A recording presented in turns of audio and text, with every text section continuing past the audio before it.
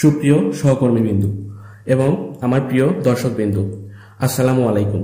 কেমন আছেন সবাই? আশা করি ভালো আছেন, আমিও ভালো আছি।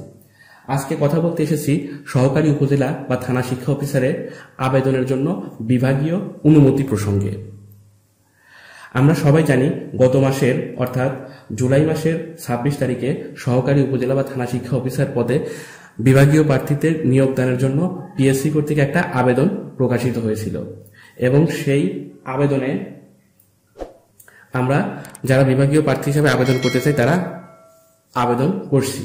এই আবেদন নিয়ে অনেকটাই জলঘোলা হয়েছে। দুটা বিষয় নিয়ে জলঘোলা হয়েছে।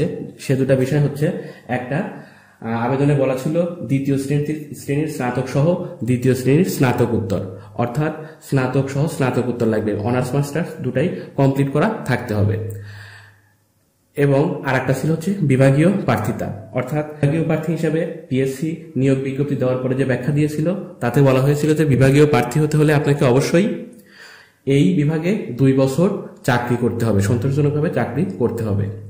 যাই হোক, এটা নিয়ে অনেক জলঘোলা হয়েছে এবং এর পরবর্তীতে প্রাইমারি শিক্ষা অধিদপ্তর পিএসসিতে আরো একটা আবেদন করে, সেটা হচ্ছে যেন যারা 4 বছর মেয়াদী অনার্স সম্পূর্ণ করেছে তারাও আবেদন করতে পারে, অর্থাৎ মাস্টার্স পড়া না থাকলেও যেন আবেদন করতে পারে।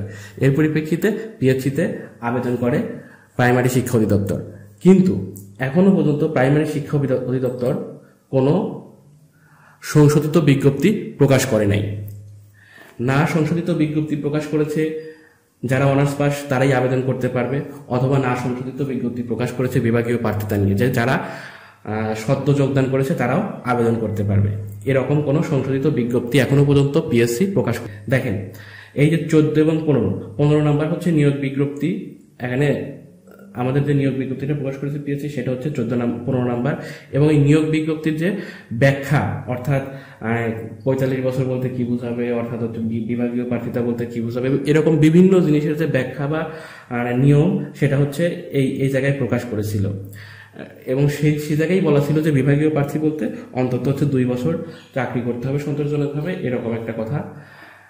কিন্তু এরপরে প্রাইমারি অধিদপ্তর যখন পিএসসিতে আবেদন করেছে, তার ফলে যদি পিএসসি কোনো কিছু সংশোধন করত তাহলে এখানে চলে আসার কথা ছিল। কিন্তু আজকে পর্যন্ত পিএসসি এরকম কোনো সংশোধিত বিজ্ঞপ্তি প্রকাশ করে নাই বা কোনো তথ্য দিয়েও আমাদেরকে নোটিফাই করে নাই যে এখন যারা হচ্ছে অনার্স কমপ্লিট করছে তারাই আবেদন করতে পারবে, অথবা যারা হচ্ছে কি বলে বিভাগীয় প্রার্থী হিসেবে 2 বছর চাকরি করে নেই তারাও আবেদন করতে পারবে, এরকম কোনো কিছুই বলে নেই।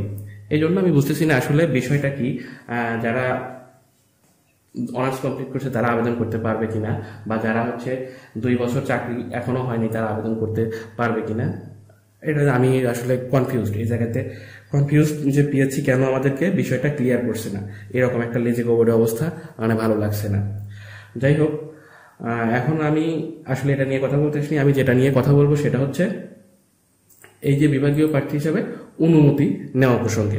বিভাগীয় প্রার্থী হিসাবে অনুমতি নেওয়ার জন্য আমাদেরকে 2টা পত্র লিখতে হবে। যদিও আমাদের লেখার কথা ছিল একটা পত্র, সেটা হচ্ছে আবেদনপত্র জেলা শিক্ষা অফিসার বরাবর এবং মাধ্যম যথাযথ কর্তৃপক্ষ দিয়ে, কিন্তু আমাদেরকে 2টা লিখতে হচ্ছে, কারণ উপজেলা শিক্ষা অফিসারের যে পত্রটা লেখার কথা ছিল সেটাও আমাদের দিয়ে লিখিয়ে নিচ্ছে। এই জন্য আমরা 2টা নিয়ে জমা দিচ্ছি। উপজেলা শিক্ষা অফিসার শুধু স্বাক্ষর করে জেলাতে ফরওয়ার্ডিং দিচ্ছে।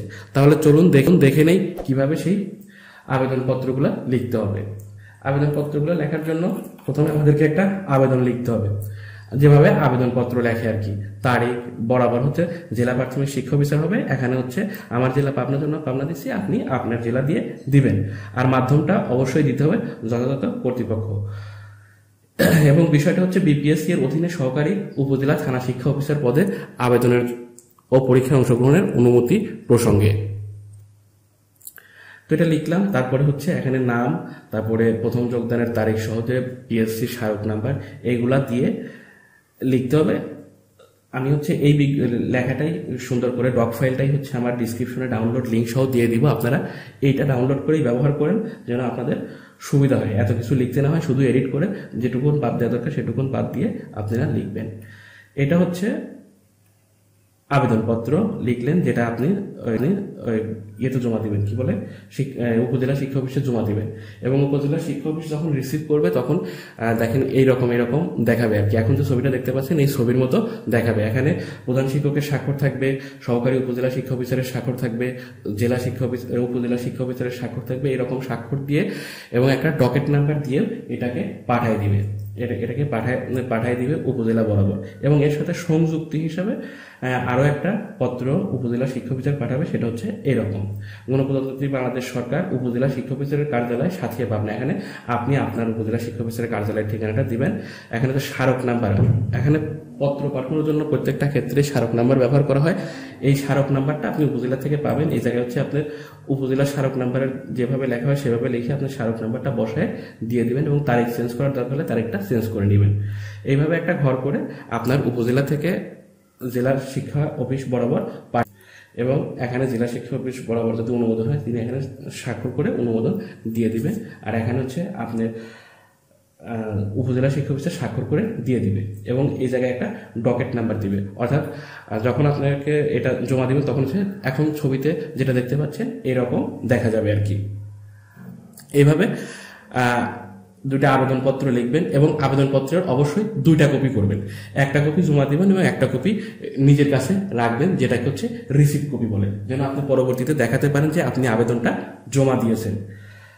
আবার কোনো জায়গায় 3টা কপিও রাখতে বলে, একটা কপি উপজেলাতে পাঠিয়ে দিবে, একটা কপি জেলাতে পাঠিয়ে দিবে, একটা কপি উপজেলা সংরক্ষণ করবে এবং একটা কপি আপনি নিয়ে আসবেন। এখন আপনার উপজেলার উপর ভিত্তি করে 2টা বা 3টা করে কপি করে নিয়ে যাবেন, সেইভাবে আপনি জমা দিবেন। এবং এর সাথে আরো কিছু জিনিস জমা দিতে হবে, যেমন লেখছেন প্রয়োজনীয় কাগজপত্রাদি। তার আবেদন ও প্রয়োজনীয় কাগজপত্রাদি মহোদয়ের সদয় অবগতি ও প্রয়োজনীয় কার্যার্থে এতটা সহ সবিনয়ে প্রেরণ করা হলো। এই প্রয়োজনীয় কাগজপত্রাদি কি? প্রয়োজনীয় কাগজপত্রাদি হচ্ছে এর সাথে আপনি দিবেন হচ্ছে আপনার একটা নিয়োগপত্রের ফটোকপি, আপনার নিয়োগপত্রের ফটোকপি এবং আপনার এসএসসি, এইচএসসি, অনার্স এবং মাস্টার্সের সার্টিফিকেটের ফটোকপি, যেন এইগুলা নিয়ে বোঝা যায় যে আপনি বিভাগীয় প্রার্থীর জন্য যোগ্য হবেন কিনা। নিয়োগপত্র দেখে আপনার জয়েনিংটা ঠিক করবে এবং আপনার সার্টিফিকেটগুলো দেখে আপনার শিক্ষাগত যোগ্যতাগুলো ঠিক করবে। কোনো জায়গায় চাকরি স্থায়ীকরণের পেপারসও চাওয়া হয়েছে, কিন্তু চাকরি স্থায়ীকরণের পেপার সবার 2 বছর চাকরি হলে চাকরি স্থায়ীকরণের পেপার হলেও সব উপজেলায় এখনো পর্যন্ত চাকরি স্থায়ীকরণের পেপার সবাই হাতে পায় নাই। এজন্য হয়তো হচ্ছে চাকরি স্থায়ীকরণের পেপারটা সবাই দিতে পারবে না। তারপরে যদি আপনার থাকে আপনি চাকরি স্থায়ীকরণের পেপারটাও দিয়ে দিবেন, যেন আপনি যে স্থায়ী চাকরিজীবী এটা বোঝা যায়। এই হচ্ছে অবস্থা। তো আপনারা অবশ্যই ডাউনলোড করে এডিট করে দিতে পারবেন। আমি হচ্ছে ডাউনলোড লিঙ্ক সহ দিয়ে দিব। আর যদি কোনো সমস্যা থাকে অবশ্যই আমাকে কমেন্টে জানাবেন, আমি উত্তর দেওয়ার চেষ্টা করব।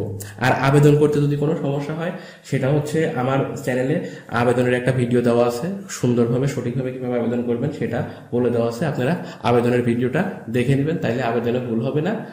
আর যে কোনো কিছু নিয়ে সমস্যা হলে অবশ্যই কমেন্ট করবেন, আমি কমেন্টে ব্যাখ্যা সহ উত্তর দেওয়ার চেষ্টা করব। আশা করি কোনো সমস্যা হবে না। এটাই, ভালো থাকবেন, সুস্থ থাকবেন।